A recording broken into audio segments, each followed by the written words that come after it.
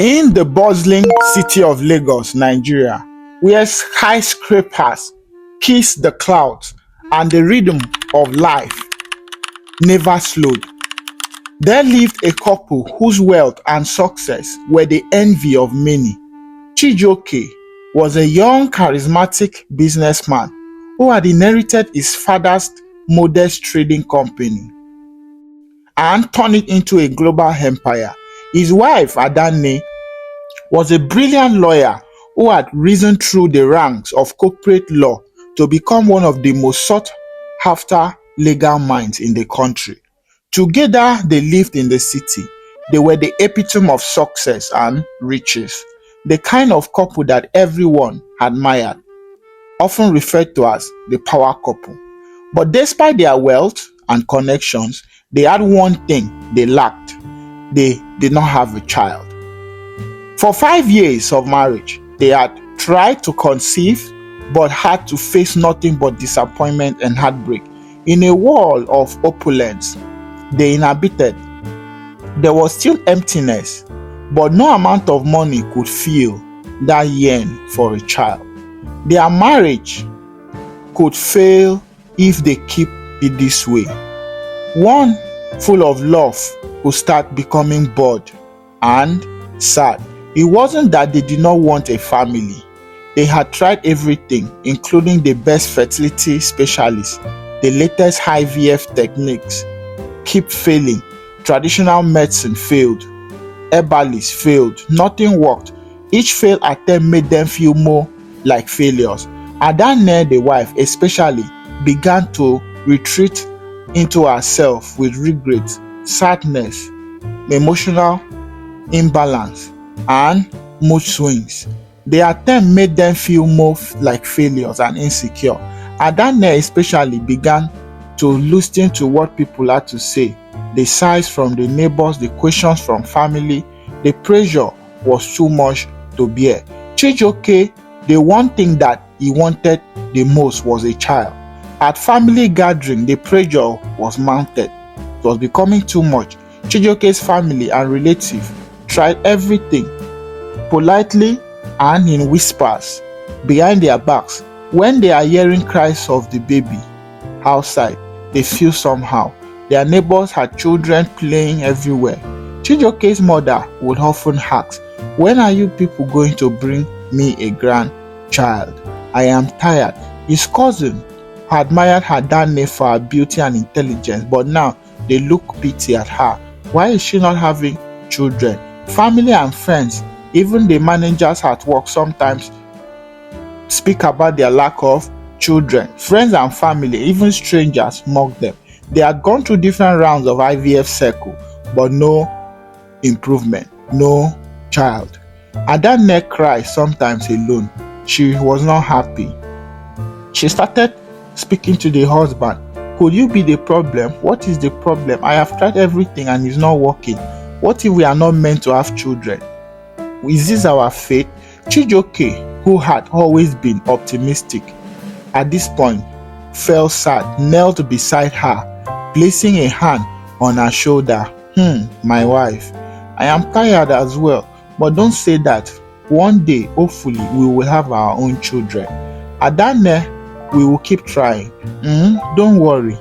There was hope, but the hopes were fading away. "We will go to another doctor," said the husband. "Or maybe there is something we haven't tried.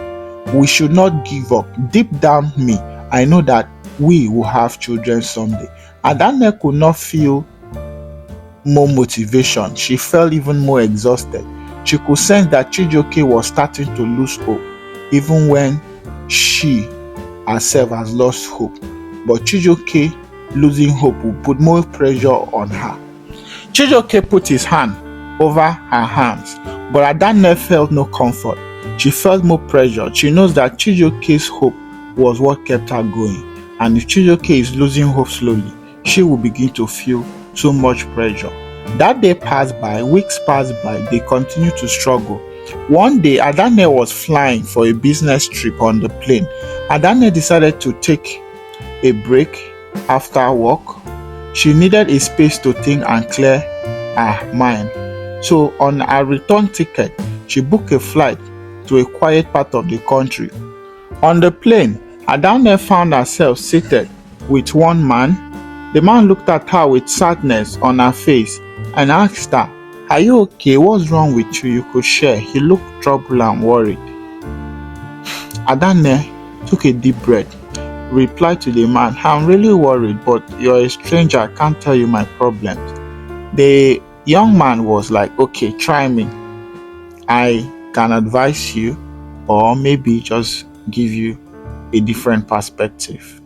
Life, you never can tell." So Adanne opened up to the stranger and said, "Well, I've been barren for 5 years of marriage. We've tried everything, different field IVF circles.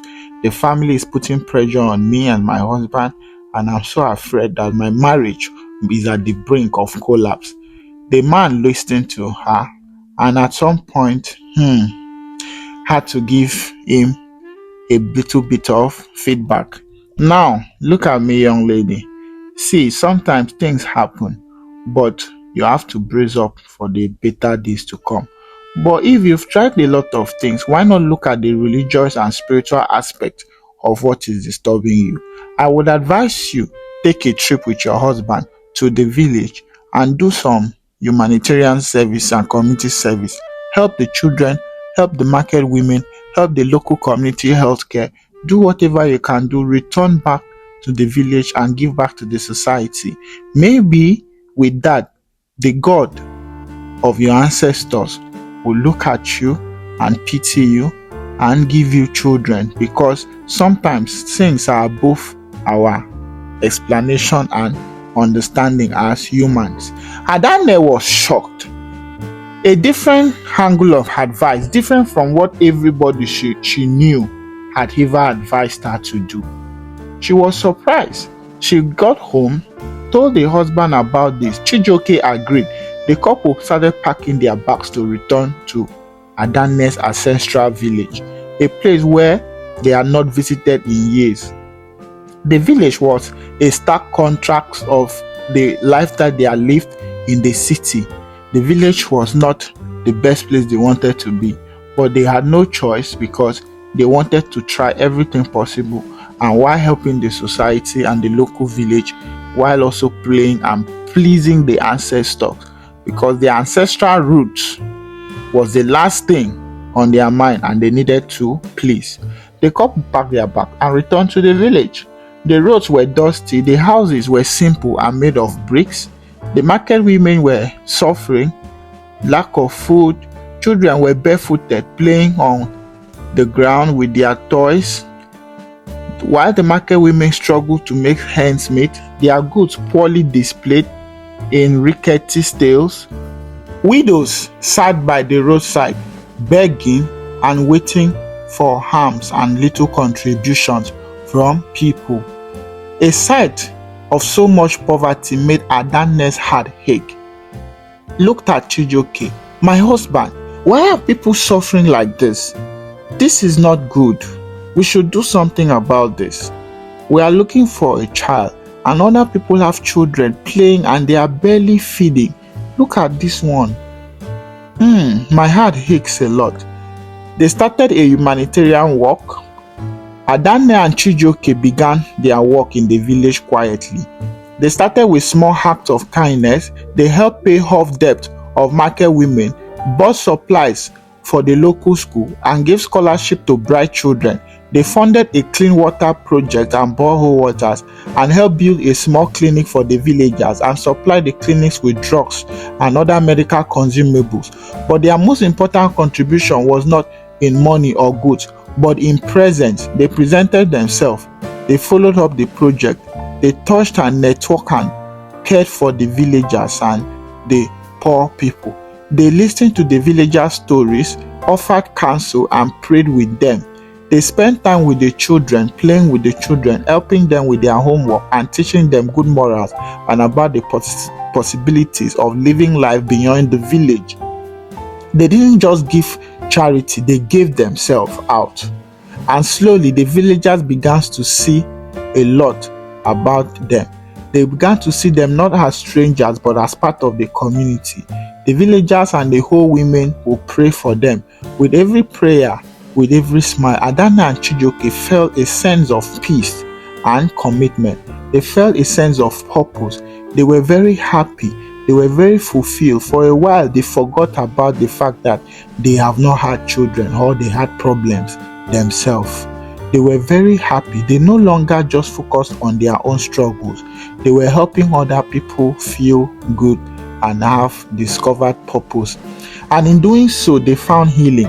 The miracle months passed. And though their efforts to the villagers were bringing joy to the village, nothing changed for Adanne and Chijioke. They were still barren.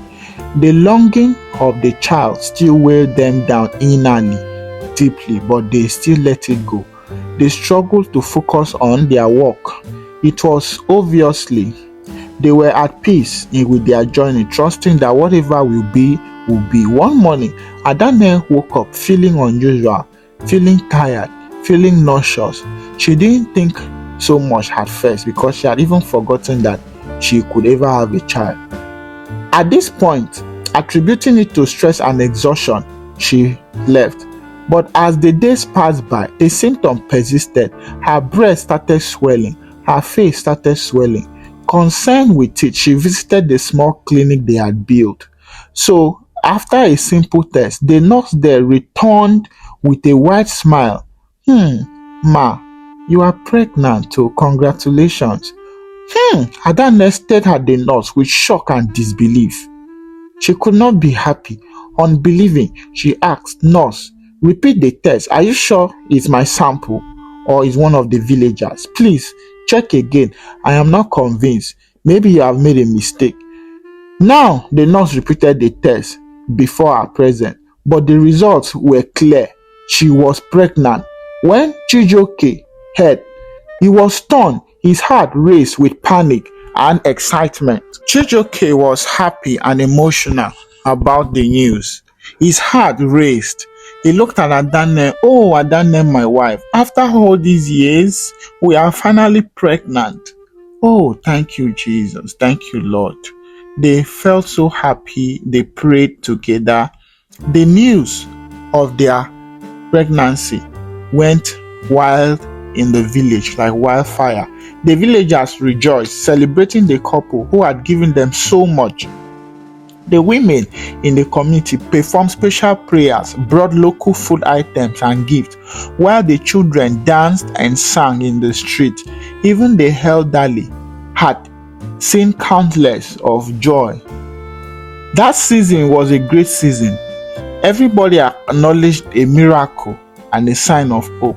Adanne's pregnancy was a testament to the power of faith, the power of giving without expectation, and of the profound impact that kindness is a seed. Kindness and compassion can sow seeds in the lives of others. 9 months later, Adanne gave birth to a healthy baby boy. While they named him Chinedu, they were still in the village, meaning God leads. The entire village gathered to celebrate the child's birth and naming ceremony, offering blessings and prayers to God. Adanne was surprised how people without so much money and wealth could be so happy and good-willing. Adanne's birth and child gave hope to a lot of other women who lacked children. It was a lasting legacy. Adanne and Chijioke took life in a different dimension. They learned new lessons. They continued their humanitarian work. But now their work had a sense of deeper purpose. They had learned that true measure of wealth was not what they could acquire and all the designers and fancy clothes they could wear, or the expensive houses and luxury lifestyle they live, but what they could give back to the society and affect the life of others positively. Their story became one of the inspiration for others who were struggling with their own challenges, showing them that sometimes the answer lies in not what we own, but what we can give away. And so, Adanne's and Chijioke's marriage, once fragile and at the brink of collapse, grew stronger with more love and bond. Together, they created a lasting legacy of kindness, compassion, and hope. Their prayers had been answered, but their work in the village did not stop even after they gave birth to their son Chinedu. Adane and Chijioke were more determined than ever to make a lasting impact in the village and the community. They had continued to expand their initiative, gave more scholarship, attracted more investment to the village, focusing on empowering the youth, especially the young girls, with education and with the tools they needed to succeed in life. Adane had always been passionate about law and justice. She began working with local leaders to ensure that the rights of women and children were upheld. She helped set up workshops on human rights and women's empowerment, and even provided legal services pro bono to those in need. Chijioke, on the other hand, used his business acumen to help local entrepreneurs get funding they needed to grow their businesses. He facilitated microloans for the market women and the small-scale farmers, ensuring that they would have enough resources to thrive. Over time, the village, once struggling with poverty and hardship, began to transform. The once dusty road became cleaner, the schools were filled with enough books, and they were eager to learn. And the market women began to thrive as their businesses grew with the small capitals that Adane gave to them. There are renewed hope at the end of the day. The hopes of the people and the community began to bright and shine brighter. And the years went by. Adane and the son Chijioke grew up surrounded by gifts and the spirit of good, loving people. He saw the impact that his parents had had on the community and learned value of kindness and generosity and hard work. They made sure that he understands that wealth was not just about material things, but about what you can offer and give back to people. Chinedu grew older, spending more time with the parent. Their marriage and love became a legacy. Chijioke and Adena had found not only a way to heal their own heart, but also a way to make a profound difference in the world. Their journey had a full circle. Their prayers had been answered, and their child was with them. They had life and they were happy ever after. Their lives became a testament to what is possible when you have goodwill and when you have a true spirit of helping other people. And in that moment, they were surrounded by children who they had helped in the community. They had served them, they had given to them, they had found great virtue, and the greatest treasure of all was that they had fulfillment. As some people would say, that not everybody likes a good thing. Life went on well while they were still in the village, but not everyone loved the family. Not everyone loved Adane and Chijioke or their child Chinedu. Chinedu, their child, used to play, sit down by the village square with other children, listen to tales by moonlight by an elderly man. But sometimes Chinedu was disliked, he was abused, and other kids were making jest of him. Chinedu was a physically fit child, he had no problems, but the parents wondered why other kids did not like him. There was this old man in the village. He was one of the persons that benefited well from the grant, the microloans, and everything that the couple did. But unfortunately, this man, one way or the other, never liked the family. He would receive the money and foodstuff and use them to do ritual or conjure evil spirits against this beloved, lovely family. It is sad in life, but then that was the reality. Chijioke became sick, followed by Adane, and Chinedu, their child, was also sick. The sickness was really terrible, one that the local hospital debut could not help them. It was more like a spiritual thing. And then a revelation came. After much disturbance of this sickness, they had felt so bad that they could not help themselves in the village. revelation came that this sickness is caused by an elderly man who is also a ritualist, a sorcerer. He has been conjuring and invoking spirits on people that are doing well in the village. A voice came that they both need to leave with their child back to the city and continue their life. That it is not everybody in the city that comes to the village and go back alive. So, after contemplating this, Chijioke had a meeting with his family and they decided to leave. And Daniel was sad, but they had to go. One Sunday morning, they both left the village and went back to the city. Suddenly, all the fever became well and they were no longer sick again. Immediately they arrived, a week later, the whole man, who is a sorcerer and a witch, died in the village.